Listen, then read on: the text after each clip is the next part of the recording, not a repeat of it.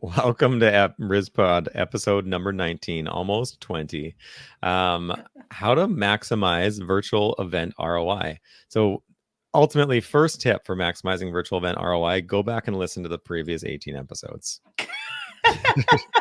That's a way to definitely get more people listening to the other episodes. But no, we give a lot of information in every episode, and I feel like this one will be just right up my alley. I think this is a lot of people's question anytime they start thinking about the cost to do it, whether it's time or money. It's always like, what's my ROI? Yeah. So And glad you brought up time and money, because sometimes virtual events cost like nothing from a dollar value, but it's always time, right? yeah. And this also classifies as online events. I know you don't really like saying virtual events, so online event, virtual events, yes. For anybody that didn't hear the other episodes, virtual events make me think like, am I going to be like an avatar in some world I need to explore? Like, I don't want to do it. Just close your eyes. I think we should definitely jump right into it because I don't want to waste anyone's time. This one could be a fast episode. Let's see if it can happen. Why not? The first thing, if you want to maximize your virtual event ROI, you Decrease. decreases expenses. Yay. Yay. And decrease your time spent. Yay. Pretty simple math, right, folks? But so how do we do it? So for time spend, this is Marissa's thing all the time, just being intentional, right? Yes. Just like before you spend 5 minutes before you do anything else, like deciding what you want the outcome to be, and then kind of go from there. For sure. I think it's definitely going to be beneficial to you if you're intentional with it. And then even, every part of your virtual event will always align if you're intentional with your tasks and planning and all that. So yeah. Then the next thing, like for time spent, is this, I've been getting better at this lately personally, just planning your work and working your plan. Like if you're going to write up an event registration page, you don't need to spend all day just plugging away at the perfect wording. Like it just doesn't matter that much. Like spend maybe 20 minutes and then just move on. Yes. And most platforms do allow you to edit. So I wouldn't say that you need to go, and I've done this before when I'm trying to set up an event and I have the time to set it up without waiting for all the details. I put in something when I know it's going to be, I could always go back and change it, or have someone look it over because sometimes I'm in that mode of setting it up. And it's one thing, less thing I need to do with my time and make sure that I have it up, the framework, the basis. So yeah. And yeah, I like just the idea of just edits there. Just everything is always open for edit. Just send it to people, get a critique, then make it better, right? Yeah. Next If thing you like what they have to say, you don't have to change it. Yeah, you don't have to. The other thing for decreasing expenses, just picking the right platform. Yeah. My honest advice here as an event platform owner is go for Goldilocks. Like just for whatever your event is, not too complicated, but not like too simple at the or like too unengaging at the same time. Yeah. Right. And so like some people might just go straight to YouTube, but then you have so little interaction that it's really you just might not people just might not stay. And then you're like no lower or no not show ROI. up. Yeah. I think this comes from, a lot of times that'll happen. And you have to kind of switch. And I've had this the past couple of events that I've done because I do a lot of work with a lot of people that don't have huge time to plan such a huge event or like very intentional. But we always think about what is the outcome of that content. Like, let's make sure at least it looks good that we can use it later on. We were talking like even just like a weekly thing, like does it look good? Like, does it go to YouTube? Can we reuse it again? Can we make sure it's optimized for that platform? Yes. Now, do we want more people to show up? Yes. But like, we don't think about it. We don't overthink it because you're not properly planning ahead of time to promote it and get people to register. So it's like, as long as you're doing it. And they always say, just go ahead and do it, but do it the right way that represents you well. So I think Yeah. there's a lot of shifting in that conversation. Like when we first talk, like, do we have the right time to promote it? Because I'm not going to work extra for less money, or like they're not going to feel like they have enough time to promote it to the right channels. It's not bad to use YouTube. Just shift your expectation. Yeah. Yeah, exactly. And on the other side of the coin, just don't go too complicated. Like Yeah. complicated is usually more expensive, not every time. But just going overly complicated, like sometimes people won't be able to get in the door. And that's a Oh, lot because like people are so less tech friendly than you think they are. yeah. So if there's any difficulty in them finding the right link or signing in or whatever, they are Mhm. going to figure that out at one time. And that's when your show is supposed to be starting. And you're Yeah. supposed to be like on the show or running the show or doing a lot of other things, not being the usher, like getting people into your virtual event platform.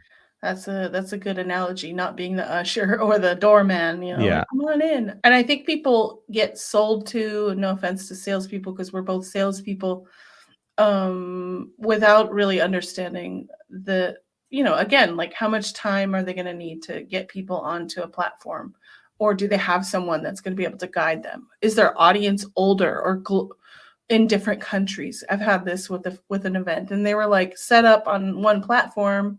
I think you know who we're talking about. And then they couldn't figure out how to get people like to actually watch it because it Yeah. was so hard to like, and I'm like, you totally could have like had just a regular sign up form on your website and just have them on YouTube. Like you didn't Yeah. need that whole platform Yeah. to make it not worth it in the Yeah. end. So It is tough. Like, I don't call myself a salesperson. I'm a solutions provider. Okay? I yeah. help people find solutions. Yes. But yeah, there's some really cool stuff out there. But like, is that actually going to bring value? Like, the point Mhm. is not to have cool stuff. It's how to maximize your ROI, right? Yes. Yes, exactly. And then production, be clear about your needs. That's Oh, your story, right? that's mine. Yeah. Um, Do you you know know, people that don't know about their needs? yes. Yeah. Yeah. And I think that's the role that I play when it comes to production, because they know they want to do something, but they don't know how to execute it, or those little things, like even like we forget about it when we're like our call to action. Like what is our call to action? Well, an example I just did was they have a series of books they're trying to sell, but they didn't think about like how these books, they did think about it a little bit, but like the goal is to get the book sold. But in their planning, when we were talking about, we didn't talk about QR code, where can they get the book, like what are we thinking about? And so we talk about that in production. How can we make sure that that's part of the production, and whether it's visually, audibly, or like just written in the Yeah. description. And so those are things that you talk about during the production time, and that's where the strategy comes involved. And that's why it's not just, hey, let me set up your event on YouTube and press go live. Like there's strategy involved in planning. Yeah. Fair.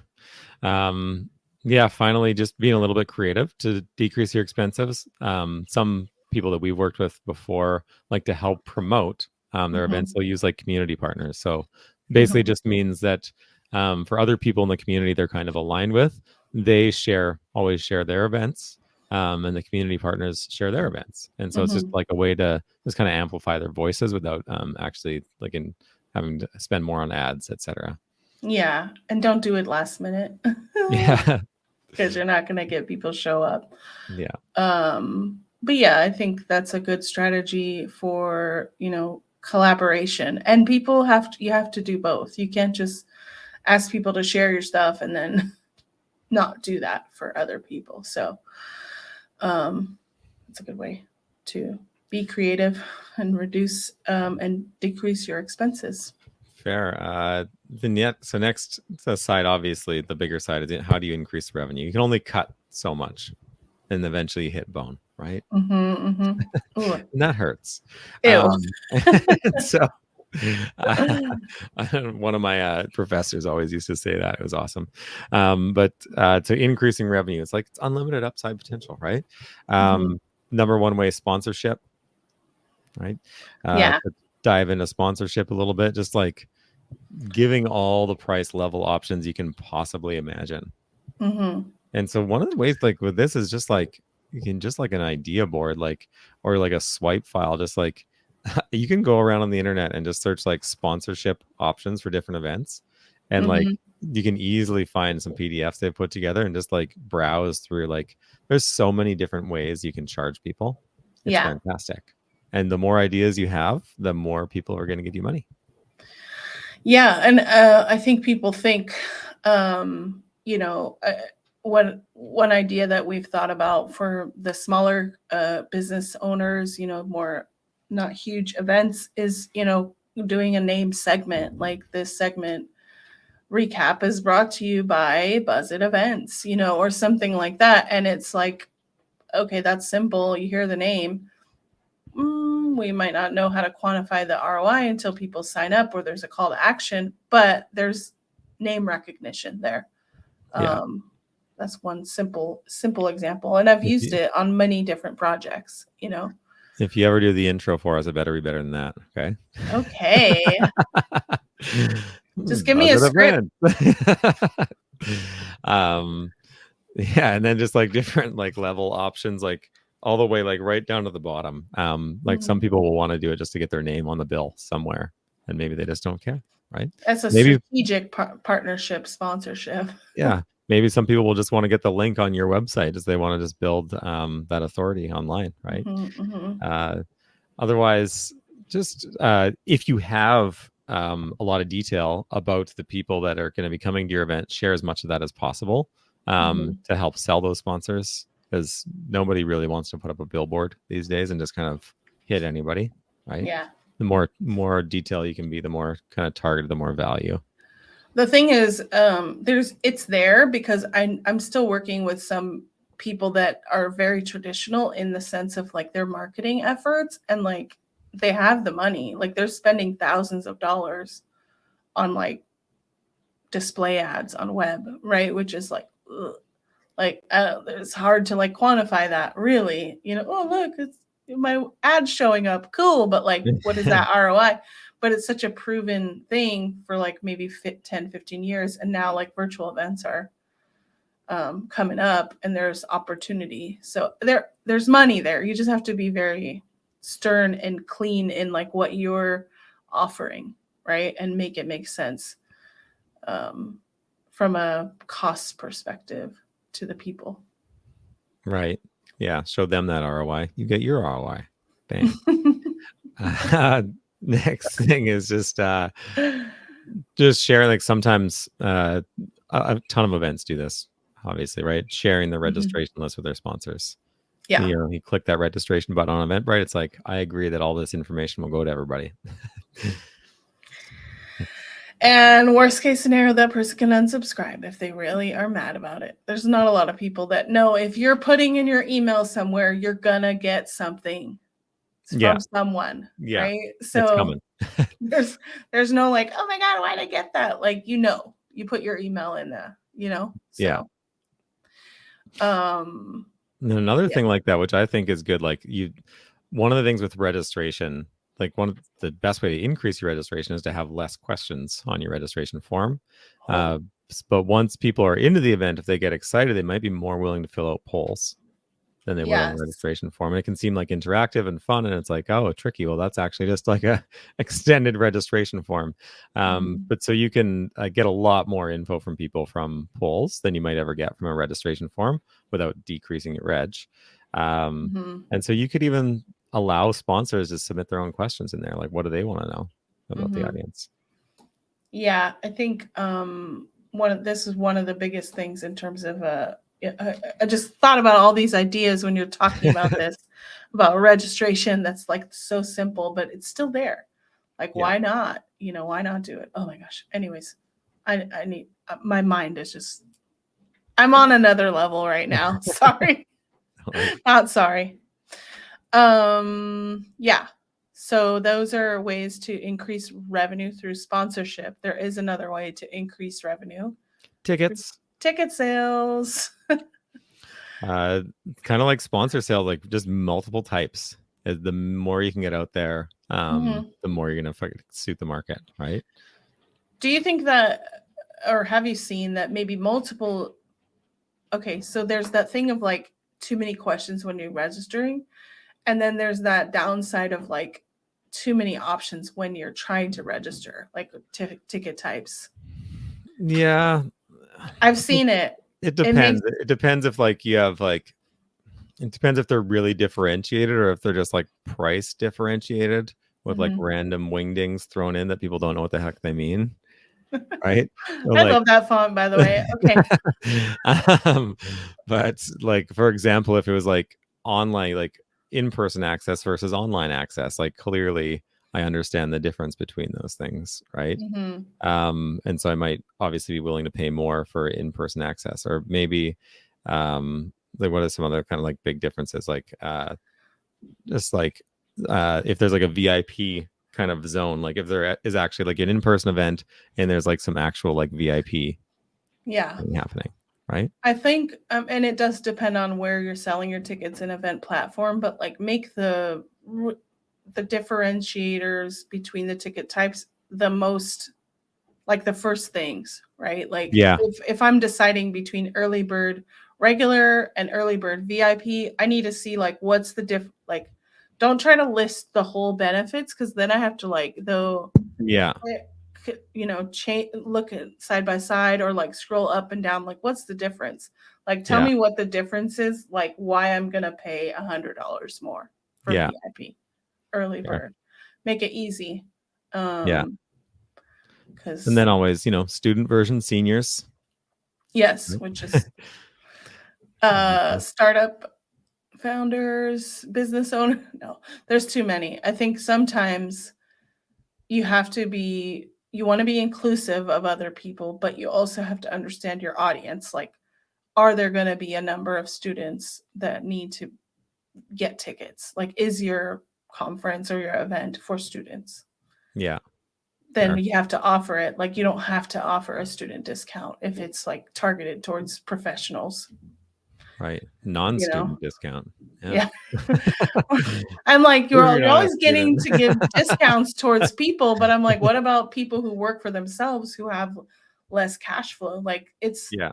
it becomes a slippery slope when you offer too many options and none of them like identify with the audience that you're Yeah, fair. trying to target. So One other thing I want to throw in there for my friend Lakeisha Mosley is pay for replay, which is yeah. awesome because it's like she's will do events that are free, but the Mhm. content is so good that people pay for the replay, Yeah. Hmm. which is that's a pretty cool way of just maximizing that ROI one more time through tickets. What else? Just like raising registration rates. Go back to episode 6. Yeah. You got to get all the stuff. Think of it. It's like your Amazon. You're trying to sell stuff. You want to be Amazon. Have really Hmm. great headlines, social proof, clear CTAs, very easy to register. Don't ask people too many damn questions. Yeah, one question's enough. First name, last name, email. No, that's 3 Yeah. questions. Okay. And then you can also raise your show up rates, which that goes into a lot of different things in terms of how much you're communicating, how far in advance you're promoting or setting up the event, what you're doing to get people involved beforehand.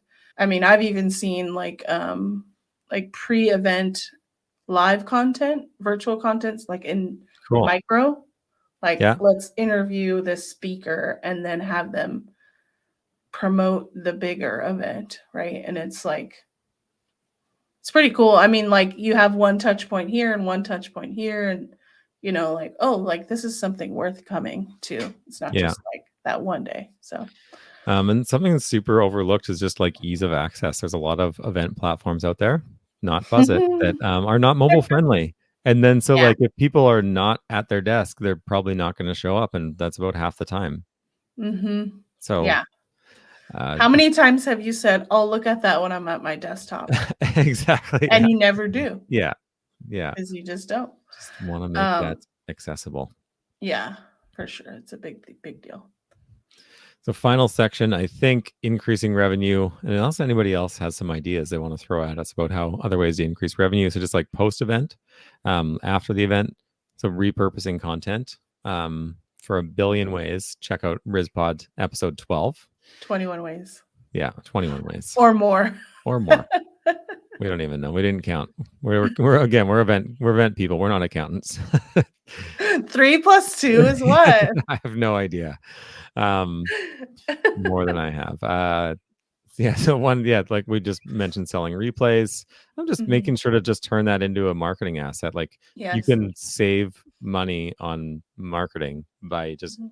collecting good event content and using that to repurpose instead of like creating new content, right?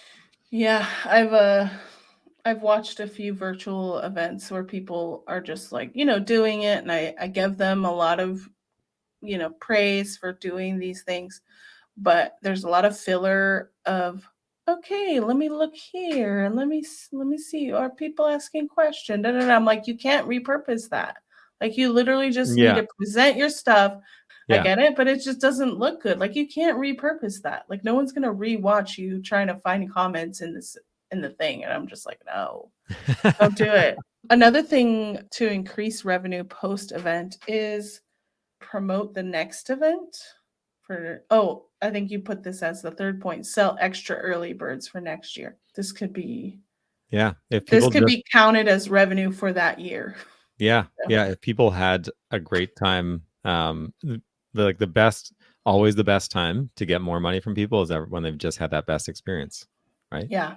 Mhm. So why not give them like a half off discount for early investment that can fund most of your next trip? Deposit. Yeah, Yeah. Yeah.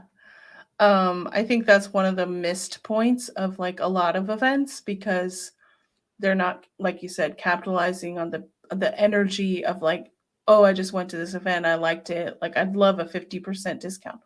Will they show up? Who knows? That's all dependent on your ability to keep them engaged, and but they don't get refunds. Like, if I've paid 50% upfront, I'm not expecting to get any refund, yeah, right? So as an attendee to events, I definitely would be more excited to do that and see the incentive because I'm excited about what happened there at the event, in that time.